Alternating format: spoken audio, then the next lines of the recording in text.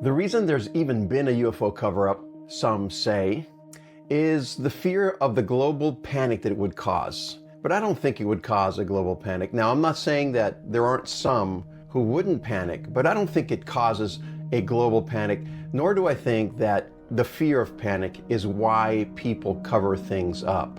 Who do you think is most likely to panic on Disclosure Day? One of the candidates for those most likely to panic is those of religious faith. But I do not think that the dividing line between panic and a calm assessment is belief versus unbelief. I think it's more along the lines of curiosity versus certainty. Those with a certain rigidity of thought are more likely to panic, and those with a little bit of a more open approach, more openness of thought, are more likely to step back and calmly assess the situation. In fact, I think the people least likely to panic are those who already believe that reality is much bigger, much more mysterious than it appears.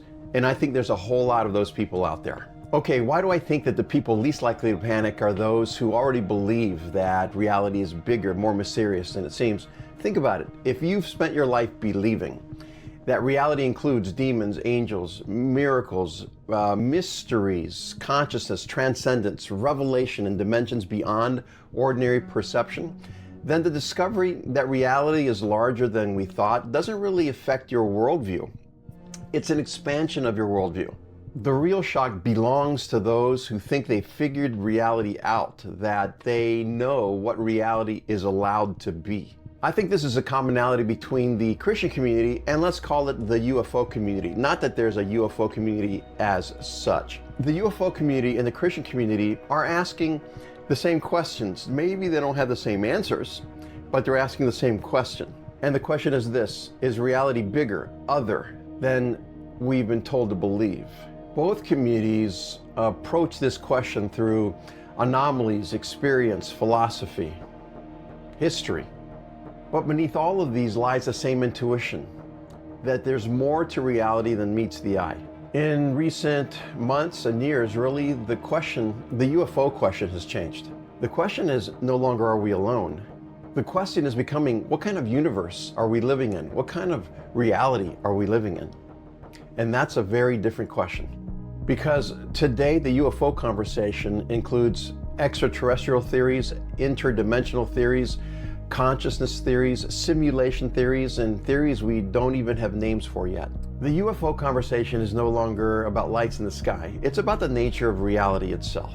And in the midst of this discussion, a very profound discussion, certainty is the real problem. An opposite of fear isn't certainty, it's openness. Some of those who maintain a materialist or physicalist worldview are sure that UFOs must have a material explanation.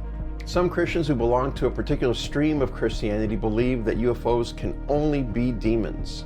Some believers in UFOs are certain that aliens are already among us. Different conclusions, same mistake. They've stopped asking questions. The people who are best prepared for disclosure are those who've learned to hold their convictions with humility, who understand that they're not at the end point of a journey, but at the beginning point of a journey. One of the reasons I'm fascinated by the conversation is that I don't really fit into any camp or exclusively into any camp. I kind of travel throughout them all. I'm a skeptic. I think extraordinary claims require scrutiny, but I'm also an experiencer. I've seen things that cannot easily be explained. And I'm also a believer. I believe that reality is deeper, richer, more mysterious than a material explanation alone can account for. So I stand at an unusual crossroads. The skeptic in me says, be careful. The experiencer in me says, others are having the same experience. It's happening again. The believer in me confirms reality is, in fact, bigger than we know. I don't think Christianity is primarily an answer. It is a direction, a North Star, a path, a way of orienting yourself toward reality, which means if disclosure comes, Christianity doesn't collapse. It gives us a direction, a way of moving within a new world of disclosure. The direction remains, the path remains, the North Star remains, the way remains. The question simply becomes, what else is out there that we did not yet understand?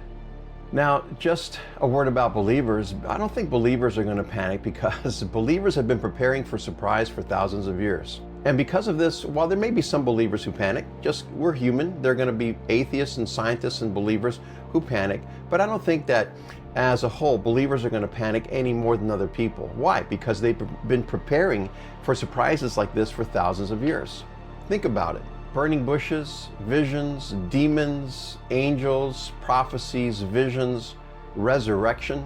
Reality bigger than the usual story has always been part of that tradition.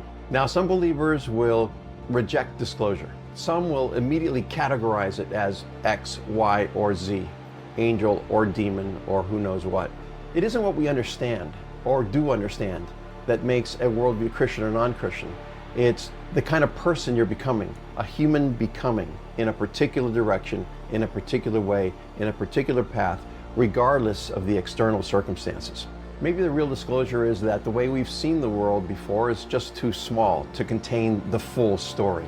Not necessarily wrong, just incomplete, not big enough. Because whatever these phenomena are, they are requiring that we ask bigger questions. Questions about consciousness, questions about reality, questions about our place in the cosmos. You know, if you think about it, almost all of us emerge from an experience in which at the very beginning we believed the world was bigger than it was. Before we went to school and learned our disciplines, we come from a childhood of wonder. Children live naturally in wonder. They sense mystery, possibility, the feeling that there's something beyond the edge of the known. Maybe that's why these conversations resonate so deeply, because they touch something that we intuitively knew when we were kids. Maybe the real question isn't whether disclosure is coming.